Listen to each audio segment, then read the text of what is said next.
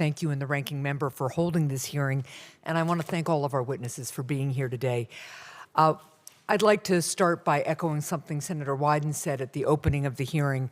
There are three pillars in retirement savings: Social Security, employer-sponsored plans, and personal assets. And while it's not the focus of this hearing, it's going to continue to be critical that Congress address this first pillar and work to protect and strengthen the long-term viability of Social Security. I wanted to start just by acknowledging that we've heard from a number of my colleagues today about this impending retirement bill that has come over from the House, and you've answered the particular questions I had about it. I just wanted to say that I'm looking forward to continuing to work on it. Senator Collins and I had introduced the Retirement Security Act, and many of the provisions in RESA that's coming over include the provisions that are in our Retirement Security Act, which would make it easier for small businesses to offer retirement plans, enable more businesses to join multiple employer plans, provide tax incentives to businesses that start plans, and offer auto-enrollment and reduce administrative burdens. So all things that you've talked about today, and your testimony is very helpful as we do this work. I wanted to follow up, if I could, on the topic that Senator Warner raised and Senator Lankford was just trying to get at, which is, again, we've had a lot of discussion about portable retirement benefits. I've joined Senator Collins and Casey to request a Government Accountability Office study on this topic, because we know as workers move from company to company more frequently than they did in the past, you can see how easy it is for employees to have small retirement balances at several companies, especially if they're not aware of their options. You've all addressed the importance of portability given the gig economy, but I really want to drill down a little bit on whether there are additional fixes that we can put in place to make it easier to truly consolidate those small retirement plans that exist. I know we might look forward to a portable plan like what you've got in Oregon, but what can we do to really help employees now who have multiple accounts from different employers?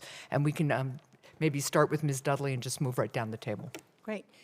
One of the things that you can do is make it easier for employees who leave their company to roll their money with them, to take them to the next employer and combine it. Many employers accept transfers from other plans, making that easy and seamless from the participant's perspective, and making it, and there are tools that are being developed in the private sector to facilitate that. And now that we have technology more in the workplace, and it's easier to use that technology to help transfer that money. So that would be the #1 thing to do for people. Thank you. Anybody else want to add? Ms. Ruff?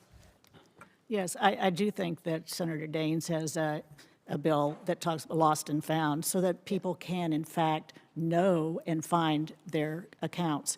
Underpinning all of this that we haven't spent that much time talking about is education.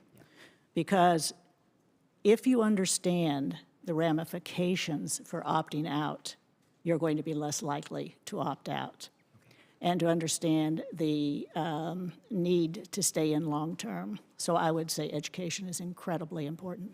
Thank you. And just yeah, I concur with Ms. Ruff on the education aspect. One of the things that we do at Principal as we're working with plan sponsors is talk about the auto features and the importance of putting those in plans.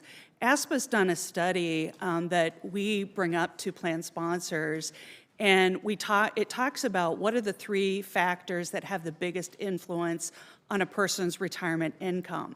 And so as we ask the question, it's savings rates, it's asset allocation, and it's individual investment accounts. And most people go right immediately to it's got to be the individual investment, when 74% of retirement savings is attributed to those savings rates. So that's why I think it's critically important to not have participants think that I'm only going to be here for a couple years, so I must opt out. So in addition to the plan sponsors, we talk about this with education with the participants. Okay, thank you. I'm just going to mention one other topic, and I'll follow up with a question for the record to you, Ms. Ruff, about this, because there is a huge gender gap in retirement savings, and I know AARP has done a fair amount of work on this.